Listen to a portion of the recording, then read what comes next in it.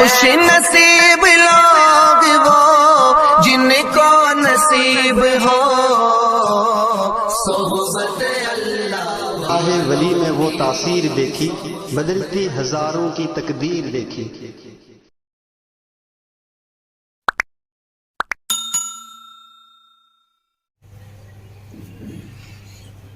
الحمد لله وكفى وسلام على عباده الذين اصطفى، خصوصا على أفضلهم وخاتم النبيين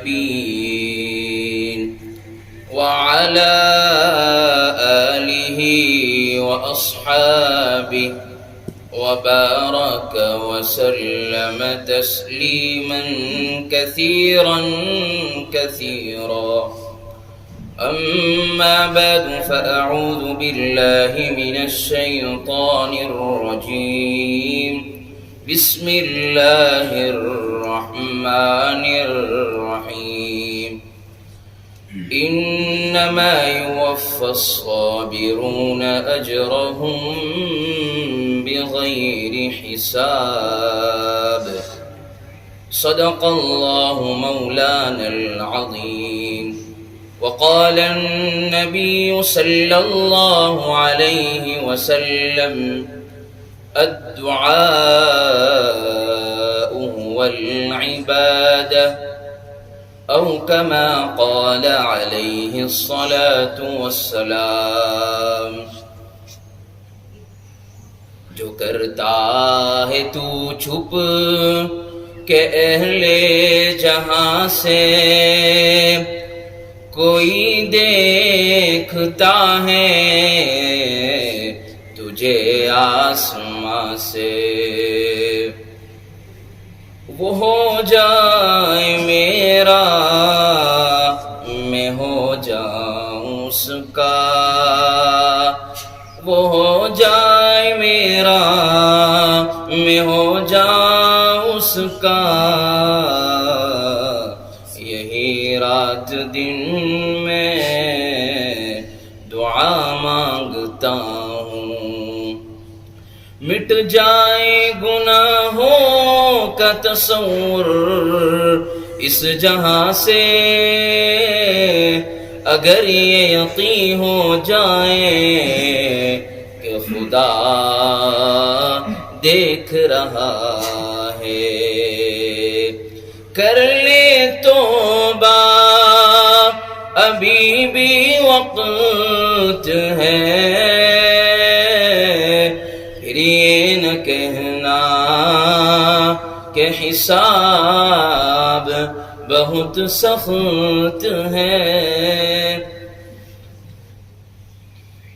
اللہ اللہ کیسا پیارا نام ہے، عاشقوں کا مینہ اور جام ہے. محبت سے عظمت سے درود پاک پڑھ لیجئے. اللہم صلی علی سیدنا محمد وعلی آل سیدنا محمد وبارک وسلم. مقصد زندگی اللہ کی بندگی، مقصد حیات اللہ تعالیٰ کی یاد. نہ ہم اپنی مرضی سے دنیا میں آئے ہیں، نہ ہم اپنی مرضی سے دنیا سے جائیں گے. نہ آنے میں ہماری مرضی کا دخل اور نہ جانے میں ہماری مرضی کا دخل. اللہ نے حکم فرمایا ہم آ گئے، اللہ حکم فرمائیں گے ہم چلے جائیں گے. اس لیے عقل مندی کا تقاضا یہ ہے کہ جو بیچ کی زندگی اللہ نے ہمیں دی ہے وہ اللہ کی خوشنودی، اللہ کی محبت، اللہ کی معرفت، اللہ کو راضی کرنا، یہ اصل ہے. اور یہی اصل چیز ہے.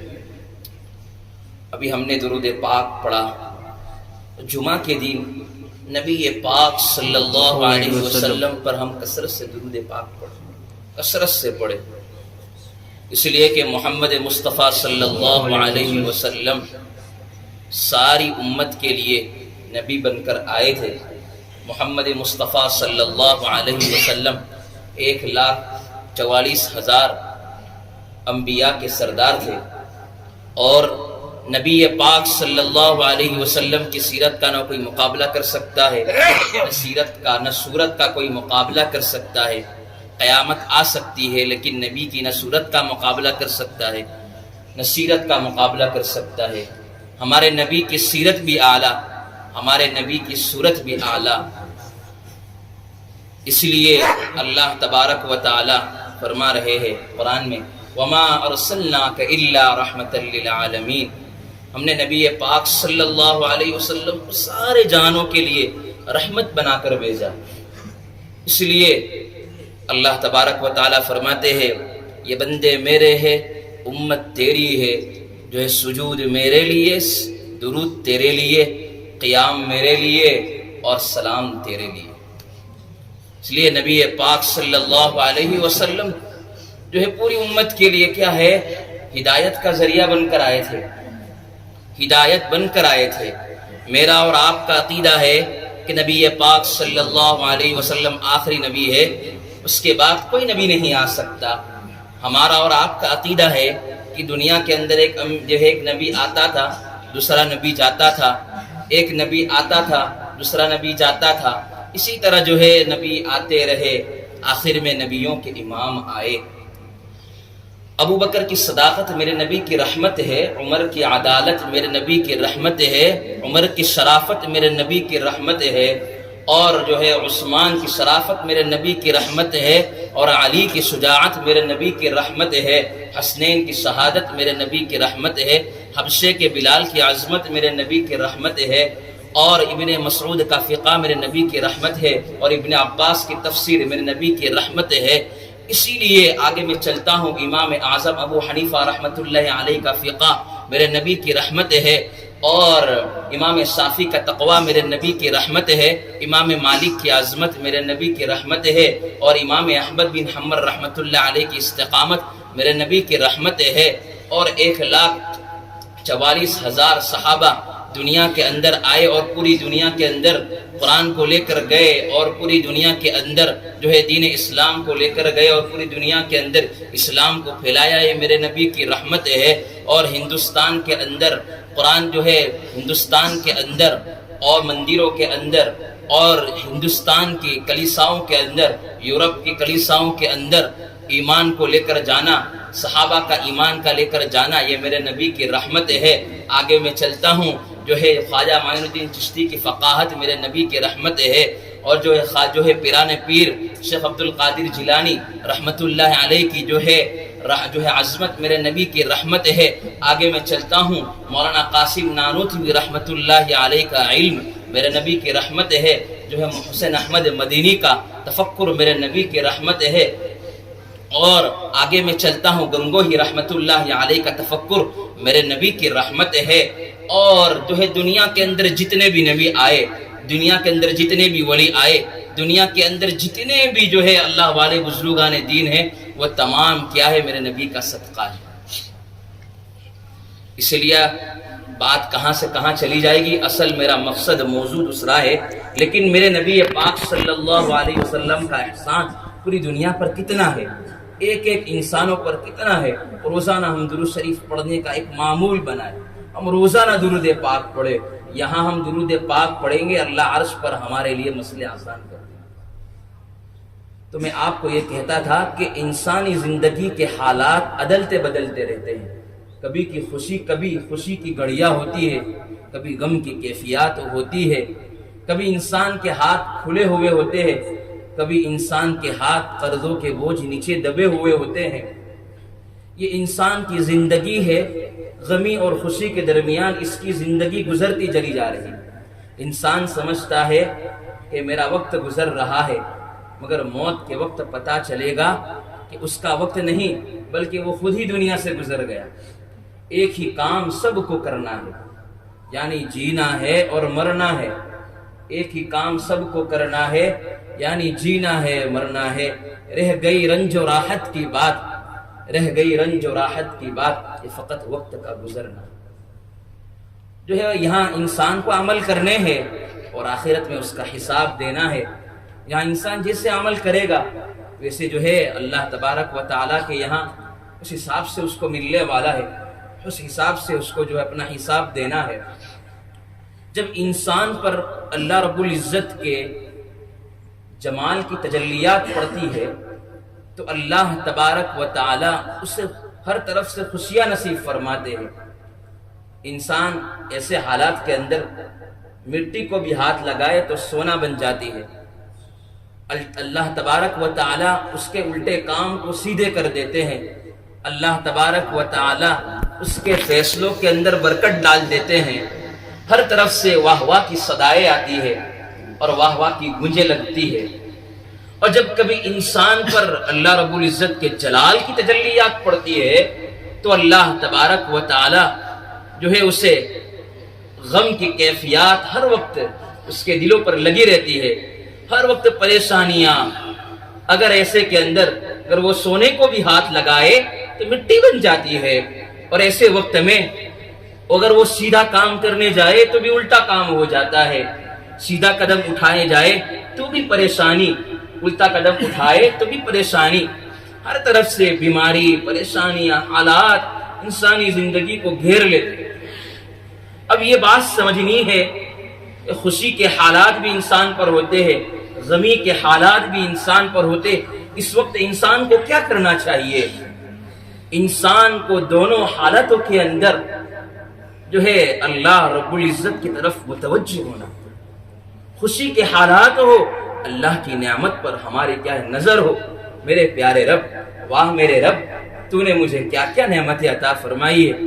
اگر غمی کے حالات ہو تو انسان کو یہ تصور کرنا چاہیے کہ میرے نبی پر، صحابہ پر، تابعین پر، طب تابعین پر تو کیسی کیسی تکلیف آئی ہے. وقتی زندگی ہے، وقتی عارضی ہے. اگر میں صبر کروں گا تو مجھے جنت ملے گی، اور جو ہے میں نعمتوں پر شکریہ ادا کروں گا تو بھی جنت ملے گی. مومن کے دونوں ہاتھوں کے اندر لڈو ہے. اگر وہ صبر کرے گا تو بھی جنت، اور جو ہے نعمتوں پر شکریہ ادا کرے گا تو بھی جنت. تو دونوں حالاتوں کے اندر اگر خوشی کے حالات ہوتے ہیں تو شیطان انسان کو جو ہے غفلت میں ڈال کر جو ہے بہکا دیتا ہے، اور جو ہے غمی کے حالات ہو تو انسان کو مایوس کر کے کیا کر دیتا ہے؟ غفلت سے اور مایوس کر کے اس کو راستے سے بھٹکا دیتا ہے. تو دونوں حالتوں کے اندر شیطان انسان کو ورگلاتا ہے. ایسے وقت میں اللہ سے دعا کرنی چاہیے کہ اللہ تو نے جو ہے خوشی کا موقع دیا، میرے پاس سب کچھ اسباب ہے، سب کچھ نعمتیں ہے، تیری ہی ہے. اے اللہ خاص جو ہے تیرا کرم مجھ پر ہوا، مجھے معاف کر دے. تو نے مجھے جو نعمتیں دی ہے میں اس کا حق ادا نہیں کر سکتا. تو نے ہی مجھے نعمتیں دی ہے. تو جو ہے اپنے فضل و کرم سے نعمت کو اندر جو ہے اضافہ فرماتے رہے. اللہ جو ہے قرآن کے اندر فرماتا ہے لَإِن شَكَرْتُمْ لَأَزِيدَنَّكُمْ وَلَإِن كَفَرْتُمْ إِنَّ عَذَابِي لَشَدِيدٌ. انسان اگر نعمت پر شکریہ ادا کرتا رہے گا اللہ تبارک و تعالی اس کی نعمتوں کے اندر بڑھوتری، اضافہ فرماتے رہیں گے. اور دوسری بات یہ ہے اللہ قرآن کے اندر بھی فرماتا ہے وَاللَّهُ يَقْبِضُ وَيَبْسُطُ وَإِلَيْهِ تُرْجَعُونَ. اللہ چھیننے والا بھی ہے، اللہ پھیلانے والا بھی ہے. اللہ نعمتوں کو جو ہے دے کر چھینتا بھی ہے، نعمتوں کو لے کر چھینتا بھی ہے، اور نعمتوں کو دے کر جو ہے پھیلاتا بھی ہے اور دیتا بھی ہے. اللہ دینے والا ہے. کبھی انسان مایوس نہ ہو. تو نمبر ایک بات یہ ہے کہ غمی کے حالات ہو چاہے خوشی کے حالات ہو، اس وقت اللہ تعالیٰ کی طرف کیا ہے متوجہ ہونا ہے، اللہ سے دعا مانگنا.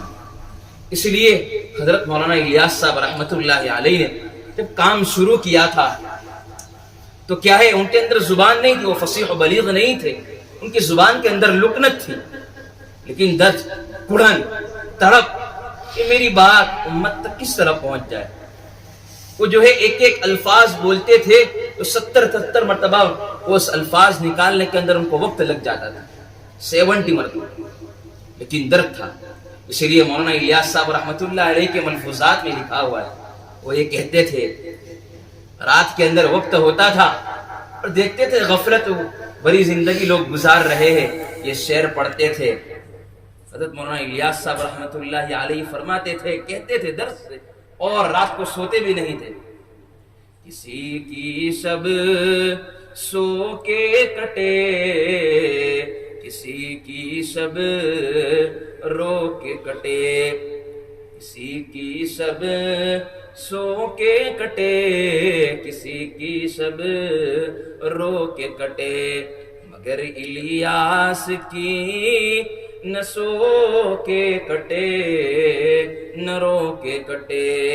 سوں تو کیسے سوں, روں تو کیسے روں.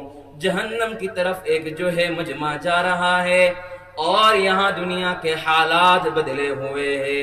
یہاں ہر طرف گمراہی ہے, ہر طرف جو ہے انسانوں کو جو ہے یہاں کچھ پتہ نہیں چلتا حق کیا ہے باطل کیا ہے.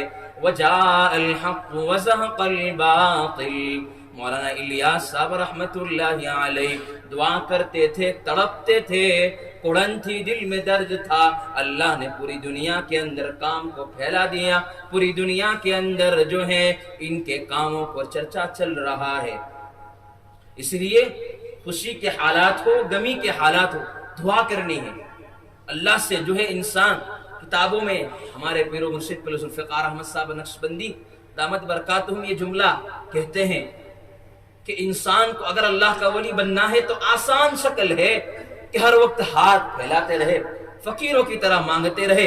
اس لیے قرآن کے اندر اللہ کہتا ہے یا ایھا الناس انتم الفقراء, اے ایمان والو تم جو ہے فقیر ہو, تم محتاج ہو. فقیر ہو اس کو کیا گھمنڈ, اس کو کیا تکبر کرنا چاہیے, اس کو کیا علم کا تکبر, اس کو کیا ہے اعمال کا تکبر ہونا چاہیے, اس کو کیا پیسوں کا تکبر ہونا چاہیے, اس کو جو ہے کس کے مال و دولت کا تکبر ہونا چاہیے. اسی لیے اللہ سے مانگتے رہے. وقت جو ہے ایک وقت آئے گا, کتابوں میں ہمارے حضرت فرماتے ہیں انسان جو مانگتا رہے گا ایک وقت وہ اللہ کا ولی بن جائے. اسی لیے اللہ سے مانگتے رہو, مانگ سے تھک جاؤ, تھک کر مانگو, لیکن جب مانگتے رہو گے اللہ سارے راستے کو کھول دے گا.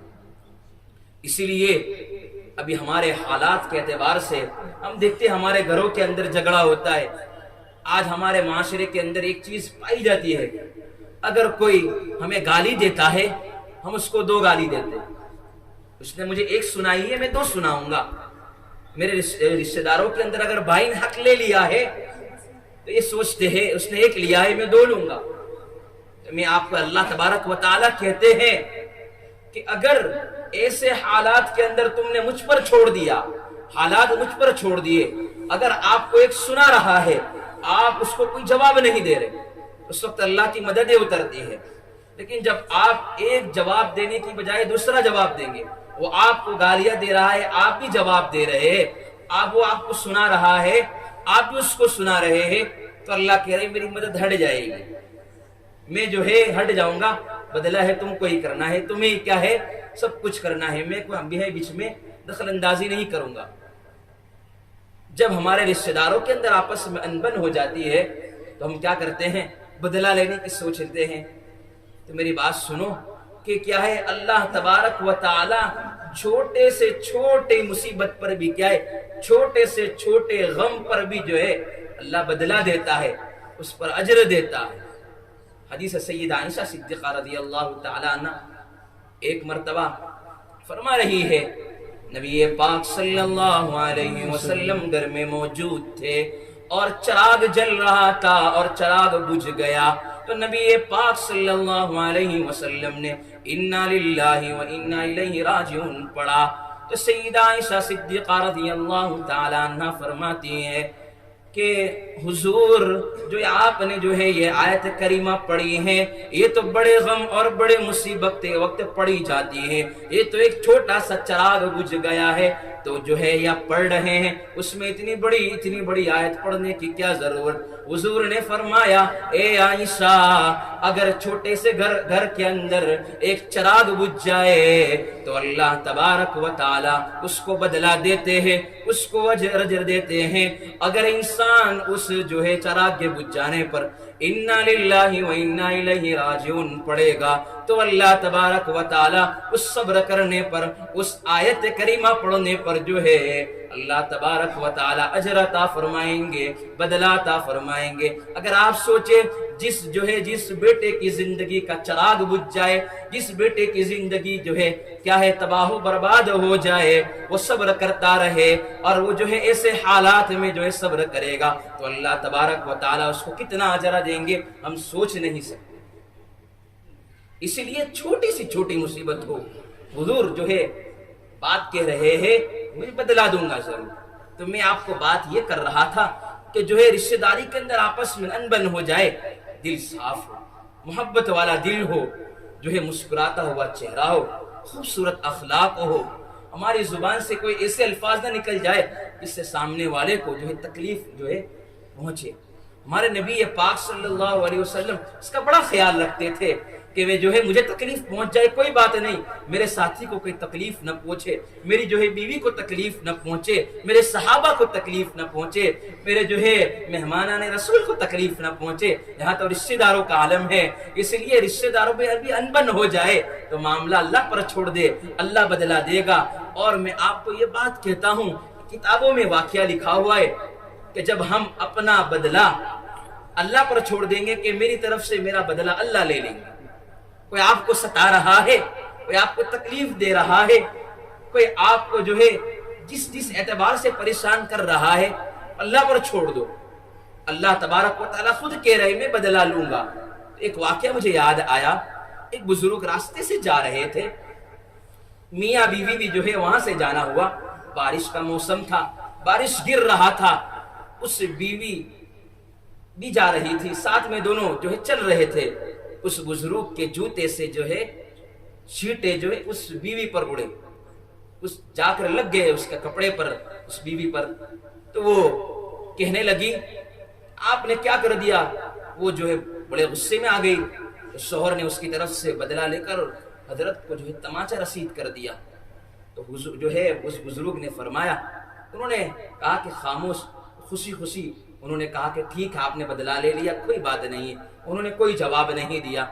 وہ دونوں خوشی خوشی اپنے گھر گئے، پہنچے گئے، جس سے گھر کے قریب دروازہ ہی کھولنا تھا، سیڑھی پر چڑھ رہے تھے، وہ دونوں وہ شوہر الٹا گرا اور وہیں اس کا انتقال ہو گیا، کوئی بدلہ نہیں لیا۔ تو یہاں پر بزرگ راستے میں بھی جا رہے تھے، ایک حلوائی کی دکان بھی تھی، اور وہ مٹھائی والا کہہ رہا تھا جو بھی بزرگ پہلا یہاں سے گزرے گا میں اس کو مٹھائی کھلاؤں گا، اس کو اچھا گرم گرم دودھ پیالہ پلاؤں گا۔ تو بزرگ نے دودھ پی لیا، دودھ پینے کے بعد اس بزرگ نے اوپر آسمان کی طرف نظر کی اور تعجب سے کہا اور کہہ رہے ہیں میرے پیارے رب، کہیں تو مجھے تھپڑ لگوا رہا ہے، کہیں تو مجھے دودھ پلوا رہا ہے، کہیں مجھے تو اپنی طرف سے غمی بھی طرف آئی، طرف خوشی بھی آئی۔ تو تمام لوگوں بیوی کو لائی، اس کو بیوی کو خیال آیا کہ ہاں اس بزرگ کو تکلیف دی تھی، اسی وجہ سے میرے شوہر کا انتقال ہو گیا۔ لوگ اس بزرگ کے پاس آئے اور کہنے لگے کہ آپ اسے معاف کر دیتے، آپ نے بدلہ لے لیا، آپ نے کیوں اسے دل میں ان کے لیے بد دعائیں کر دی؟ تو لوگوں نے کہا کہ آپ انہیں معاف کر دیجئے، کہا کہ میں معافی ہے، میرے زبان سے نہ دل سے اس کے لیے بد دعا والے الفاظ نہیں نکالے تھے۔ تو وہ بات کیا ہے؟ اس بزرگ نے کہا حقیقت اصل بات یہ ہے کہ اس شوہر کو اپنی بیوی سے محبت تھی، شوہر کو کیا ہے؟ اپنی بیوی سے محبت تھی، اس نے بدلہ لے لیا۔ اللہ کو مجھ سے محبت تھی، اللہ نے مجھ سے بدلہ لیا، میری طرف سے بدلہ لے لیا۔ اسی لیے اپنے سارے کام اللہ پر چھوڑ دو، کوئی بھی حالات ہو۔ یہاں ہمارے کشمیر کی جو نوجوان ہیں جتنے بھی ہو، صبر کرے، صبر کرنے والا اللہ تبارک و تعالیٰ کا سب سے بڑا چہیتا ہوتا ہے۔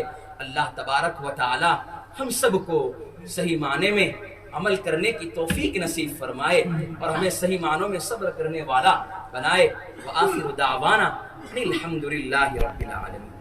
صلی اللہ علیہ وسلم، صلی اللہ